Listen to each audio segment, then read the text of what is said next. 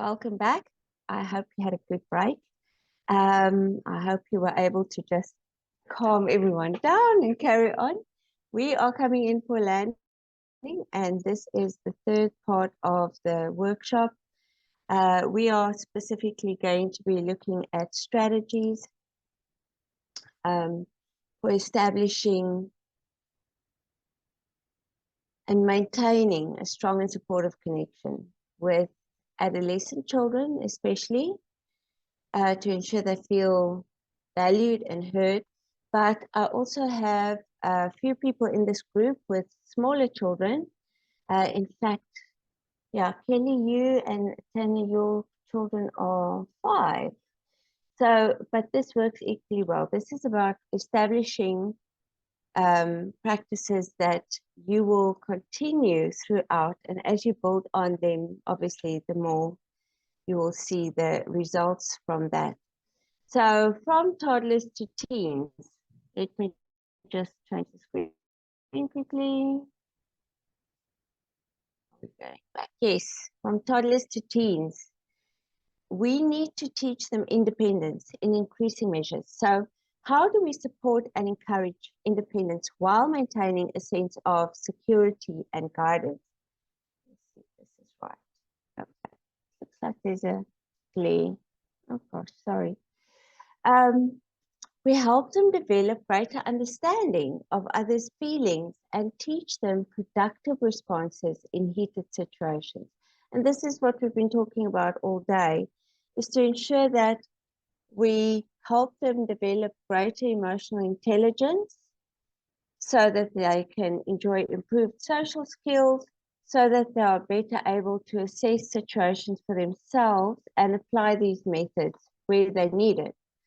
So we're going to be looking at 7 quick points to really make sure that everything that you have built on here today is going to really cement this relationship, establish this foundation, and in such a way that you can just continue to build on it every single day. So, and we went back for some reason. First one's model empathy, because the value of emotional intelligence, you can never, ever, ever underestimate the value of that. In fact, the more they learn, the more research that's been done, the more results they are getting from these studies. It just continues to emphasize the incredible importance of this. And this is something that I think was really lacking years before, where children were just taught to just do things, everyone do things a certain way, and that was it. Whereas now, the more they've learned about emotional intelligence, and in fact, some experts actually are adamant about the fact that when you are wanting to employ someone in your business, emotional intelligence actually far exceeds rational intelligence. So EQ is actually more important than IQ. And I've done some trainings on this because I like to bring spiritual intelligence into that, because the combination of emotional intelligence and spiritual intelligence is absolutely invaluable. That allows you to employ people that will always, regardless of the situation, regardless of what is required, they will always find ways to provide the best possible solutions for now and for the future. So we're looking at empathy, and this is, as we said before, really something that needs to be demonstrated. It's not textbook stuff. It's not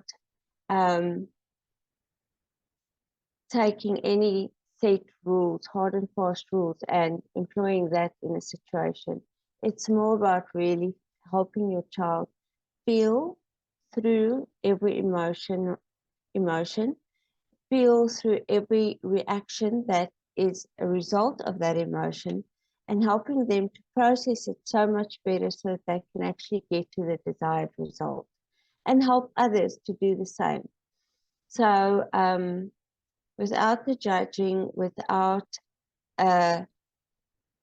hard and fast rule in your head or preconceived ideas in your head of what this should look like, but to actually help them gauge curiously, what is it that's happening?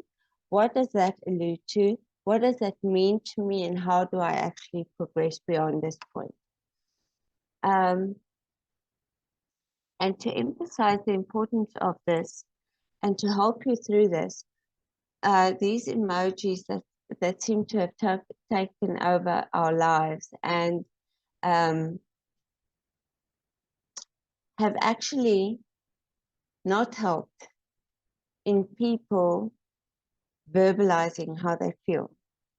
It's actually, I think it's diminished the emotional vocabulary a lot, because you just put an emoji there and then the other person must just gauge how you feel dependent on that.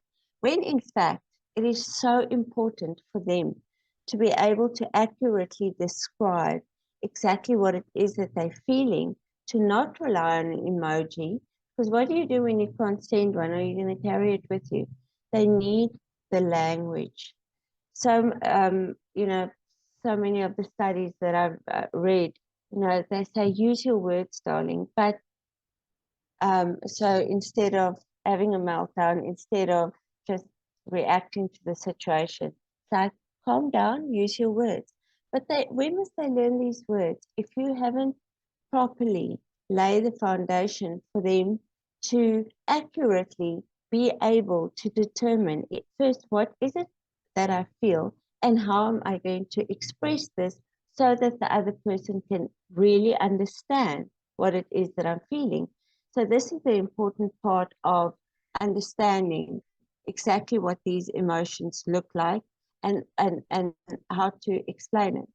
Now, the thing is, what you're seeing here is, and this I got from Google, so it's no one's property.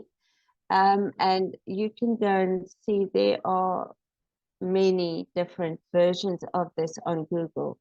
But it clearly shows you these basic emotions that you're seeing here, which is what a small child will refer to, like, I'm just sad and I'm happy and angry and all. As they get older, they really need to learn how to express this a little bit better. Which part of anger does this actually fall into?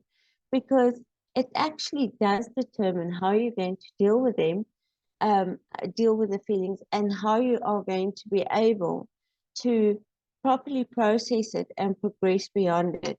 So it's really important. And then as they get even older, we need to be able to use these words in the outer circle regularly. Because look at all the different descriptions that you get just for anger. Is betrayed and resentful and disrespected and ridiculed. And we all know that these things are not the same thing. They all allude to aspects of it that might be from your past, might be associated with a specific experience that you had. But it's not, anger does not begin to describe which part of it you're actually feeling and which part of it actually needs to be dealt with. Because there's a huge difference between skeptical and betrayed. Huge difference, but they all fall in the anger spectrum. So you must help your children to properly process it. And especially when they get to adolescent and young adult stages, these are very key in them being able to express themselves properly so that they can deal with whatever it is that is blocking them, that is causing relationships to fail, that is causing hurdles in their life. Very, very important to be able to do that. And the next one is role play scenarios. And this is something that we have had particular fun with. And you can imagine a dad coming home from work after a rough day at the office. There's a lot of financial pressure on him. There's a lot of big decisions hanging in the balance. Some employees were possibly not doing their job, just so much to contend with. And you get home, and all you're seeing is this boy just in front of the TV again, playing games like every other night that I get home. And you can see how some anger and frustration can be introduced into the mix there. It's like, hi, have you done your homework? What did you do all day? Did you just play that games all day? You know, that you can see how a situation can easily get out of hand quickly just because of what you're seeing in front of you. Of course, this is like a tenth of the story. This is it's just what you are being met with in the moment, and it can just spark frustration and irritation and all the other things that go with it. And it's very effective to do role playing. It's very effective to take any scenario that was potentially explosive, that continues to irritate and frustrate you, and just change roles. Let your son see why, when you get home at night, you are possibly not the happiest chappy in the camp. Um, kind of explain to him what you went through that day, and let him tell you everything, because he might have had a rough day at school, worked all afternoon, studied for a test. He did his sports, he did everything that was necessary, and literally just the moment that you walked through the door, he was just unwinding a little bit. But, in that moment, carrying all the frustrations of the day that you were carrying, you just did not assess the situation correctly. He did not assess your countenance correctly. And it, it, it, it becomes a ridiculous thing that could have been avoided completely. And what was quite fun is my son and I watched Freaky Friday one day, and I think this movie came out 20 or 30 years ago. And I just remembered it was quite a fun thing. And again, Mommy saw an opportunity to explain how differently you can view any given scenario just based on what you're dealing with and what the other person is dealing with. And this is her about the mom who was forever bashing heads with her teenage daughter.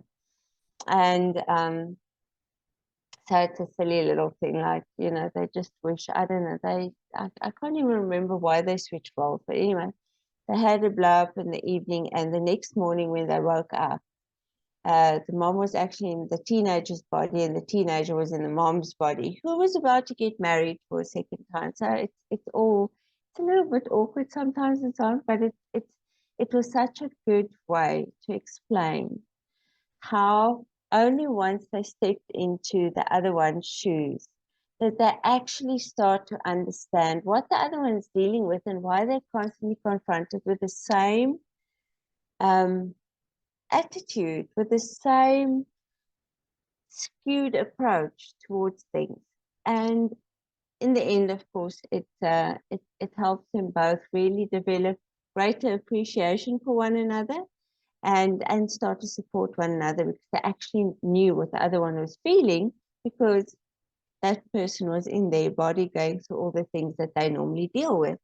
So sometimes we forget what it feels like to be a child, and then of course today they are dealing with things that we never knew. So it's things can take a turn for the worse very quickly, and we need to be able to appreciate that. And role play is really a great way in which and it doesn't have to be with you. It can be with a friend, where they have made up their mind to do something, or have a chat with this friend who is constantly making life very difficult for them, who is constantly challenging their friendship, and to talk them through it and help them through it and help them see and understand and role play that scenario. You can be the friend, and to try and demonstrate to your child how, when you start talking about certain things, you can resolve a lot without having to go to extreme measures. Talking properly communicating is actually the best way to resolve the biggest problems. And we can see how in the world, if only they would do that, you know, a lot, a lot of um, unnecessary damage and harm could really be avoided. Keeps going back. Okay, the next one is storytelling literature. And this is where you can really use whatever situation you see in front of you to help your children step into other worlds that they might not be familiar with, so that you can explain to them how the world out there works. And if they are seeing certain kids at school with certain behaviors that they are not able to understand, and you know, but you know, this child is coming from a physically abusive home, or they are new in the city and everything is very foreign to them, and the child is just feeling insecure, and they are rubbing up your child the wrong way, possibly because of that. It's wonderful to be able to use other stories where you're not personally involved to show them what other people's lives look like sometimes, to show them why compassion and empathy is so important when you engage with the world out there, to show them that they possibly this whole situation is just due to the fact that they don't know all the things that these other people are dealing with. So to get a little glimpse on someone else's life so that you can use it as an opportunity to truly explain how to resolve things in the best possible way, um, and how understanding even something, it could be things from your background where you want to talk about things that you might have endured, but it's really difficult for you to go and find a story that is similar to what you might have experienced, or is about characters that you had in your life that shows your child maybe why something has been really hard for you in life, and you are trying very hard to help them avoid those things because you endured the brunt of that. You endured the hardship of having to go through that. It really is a wonderful way to introduce things into your children's lives in a way that is non-threatening, in a way that can explain more to them without them have to go through that kind of scenario themselves. And talk about it as a family. Talk about it from a perspective of, you know, we experience so many things that are different to the world that you are growing up in, and this is what it taught us. This is the value of that, and you can learn from that and take it forward into your life, into something that might help you overcome some stumbling blocks that you deal with. And then that brings us to the next one, which is encouraging the perspective approach.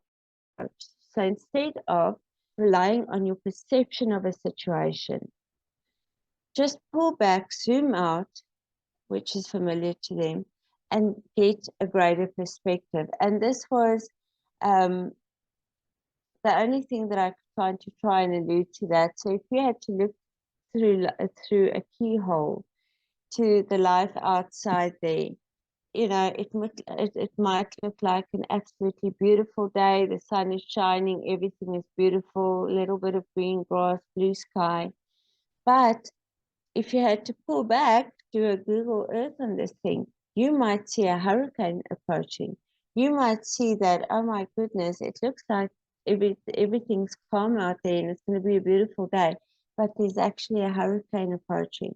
There's something major that is happening behind the scenes.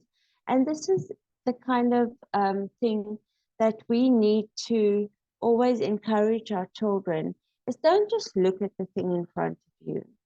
Zoom out a little, get a bigger picture of what is really playing out before your eyes so that you can know how to properly assess the situation and what you could possibly do to avoid harm, to see what's coming, to read the signs, to if if if there's a red light in terms of any situation that you're facing. If you are not just looking here right in front of you, but zooming out a little bit just to gain more perspective, how beneficial that could be. Step into someone else's shoes. Go the extra mile and see what is it that they're actually dealing with. You know, how can you possibly be misreading the situation? How is that possibly contributing to what is playing out before your eyes? That is very important to try and gain some perspective on that. And this you often find when your children start having relationships. Teenage boys' perspective, very different to a teenage girl's perspective. I mean, your biggest priority when you go out on the stage is what your hair looks like, you know, what are you going to wear, all these kinds of things. And this guy thinking about the sports game he just had, he's thinking about, does he have enough money to take you to dinner? Does he, what movie is he going to choose? How's that going to reflect on his impression that he's making? You know, stuff like that. Or he's thinking about the fight that he had today at school with this other boy, and he's such an irritating kid. And you know, why does he keep bullying him or trying to rub him up the wrong way? His head is there, your head is here, and you are trying to read his non-verbal cues to see how this date is going. What does he think about what you look like, you know? And just completely misread the situation. Yes, especially when they become older and they are dealing with more social pressure, more peer pressure. We really need to help them gain perspective on every situation. And then the next one is, how do you do that? You practice active listening. You don't just try and assess a situation just by what you are seeing play out in front of you. You listen, you pay attention to every word. How is this person expressing themselves? And this is why it's so important to have that emotional vocabulary, so that you're not just constantly, you know, coming up against the wall of, I'm angry. Just, but why are you angry? I don't know, I just feel angry. But did something happen? What part of this is making you angry? I don't know, I'm just angry. You see how important it is to be able to express yourself better so that the other person can really get clarity on what exactly specifically it is that is infuriating you that you can't get beyond. And this is why active listening just emphasizes again, are you hearing correctly? If you're not sure, to be able to convey back to them what you are getting from what they are telling you, so that they can change it if that is not the correct thing. So again, it's very important to be able to listen more to everything, not just the spoken word, but the voice in which it's being conveyed to you, any tones, any change of tone, anything that can allude to what the specific problem might be. And then using real life scenarios or conflicts as opportunities for discussion. So not just saying, okay, I see you having a bad day. Maybe we'll touch base again tomorrow. Or, well, this thing that I just encountered at the store, this really upset me. Can I talk to you about it? Because I don't know, it's not sitting well with me, and I want to make sure that you and I don't step into the same mess, you know, when we are caught off guard. Or this thing that you just watched on the TV, What do you think about that? Do you think that they actually addressed this correctly? Um, you know, what do you make of this? To start really engaging with one another, not just on a need to know basis, not just on a, okay, we are dealing with this now moment, but anything that you see out there, anything that you've just heard. What is happening in the news? Why are these countries tearing each other apart? Why are they bombarding each other? What is it? What is it about those people that they are not, that they are, that the conflict is based on?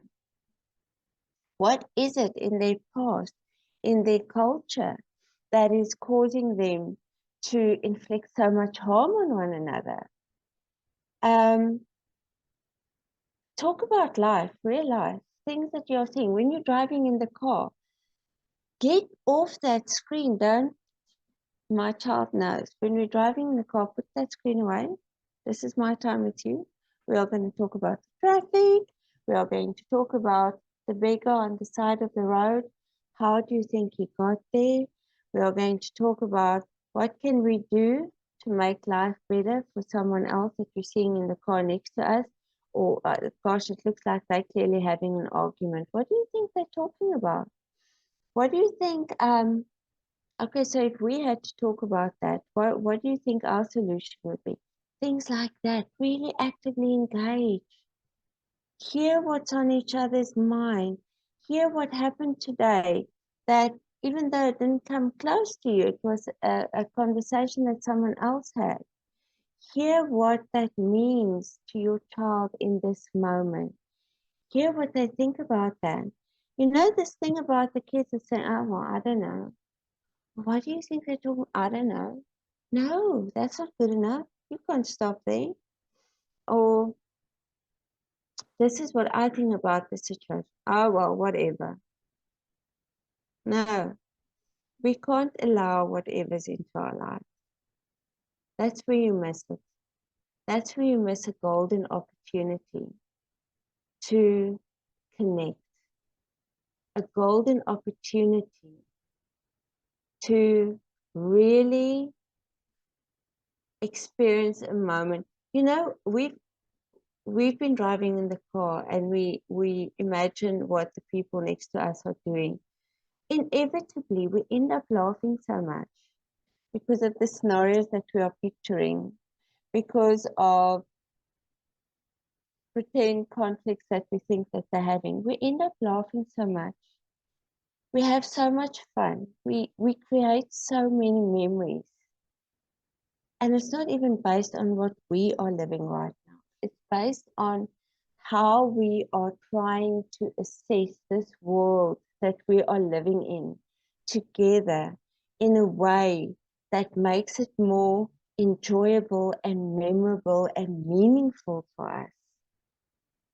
That is where unbreakable bonds are formed. Listening to the music together, having fun, talking about how weird this person is that is singing here, or did you know this is what this I saw something about their lives, that I saw um, an interview that they had with this famous person, and did you know that growing up they went through this and that and the next thing? Isn't that amazing? You know, it's about actively engaging at every possible turn. It changes lives. I'm telling you, it it creates bonds that you would not be able to enjoy otherwise. It is so important. It helps you understand their friends better when they're talking about the friends, things that happened with the friends. It helps you explain things to them that they don't even necessarily have had to deal with yet.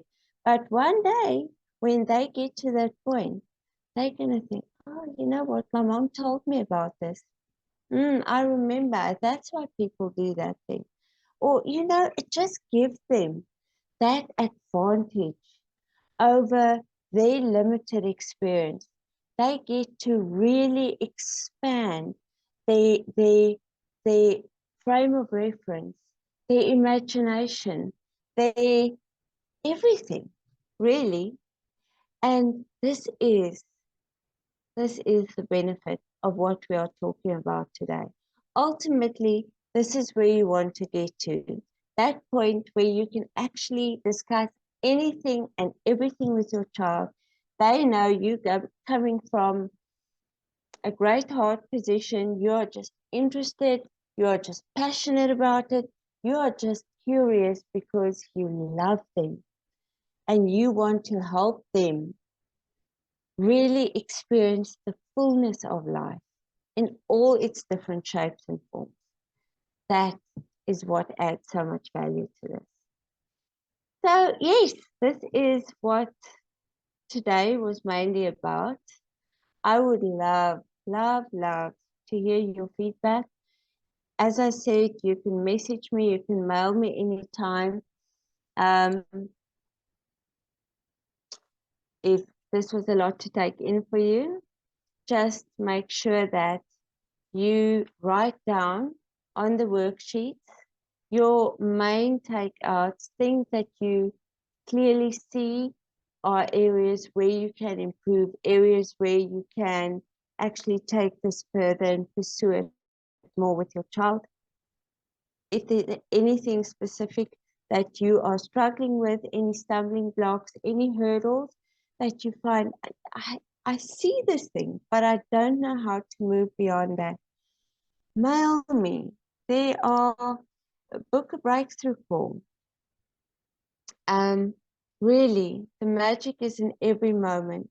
Don't let another day go by, another week go by without you taking this to the next level. They grow up very fast. New things happen to them every day. Every day is an opportunity to help them fully grow and become more, everything that they were made to be. It is such a wonderful opportunity for you to really help them build a wonderful, thriving life. So I encourage you to do that. You have now learned properly the stop, drop, and roll method. You have learned how important it is to just the moment there is an opportunity, stop everything that you're doing, pay attention, drop it. You can get back to that anytime and roll with what you have assessed in these most effective ways. And then you will make the most of every opportunity. You will not look back and think, oh gosh, if only I paid attention then, if only I taught them this, if only you eliminate all the if onlys. And that is probably one of the biggest fears that we have as parents, that we will regret not doing what we could in the moment.